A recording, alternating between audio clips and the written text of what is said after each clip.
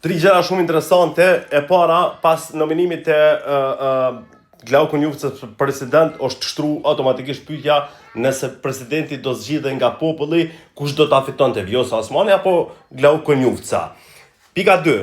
Nuk më heshin qafe dhe është letë. Qka nëse ata zdojnë me të kandidu, se është partia më e madhe, nëse si ki votat e atyne? Kështu, në vitin 2020, kur urzuat herë qeveria Kurtin 1, ju e dini që unë kam dalë në mbrojtjet parimeve që i kom premtu para qytetarëve.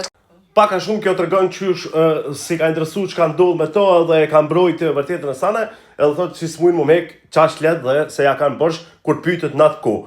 Tani, çka tha këshilltari Kurtit para pak momenteve për këtë çështje?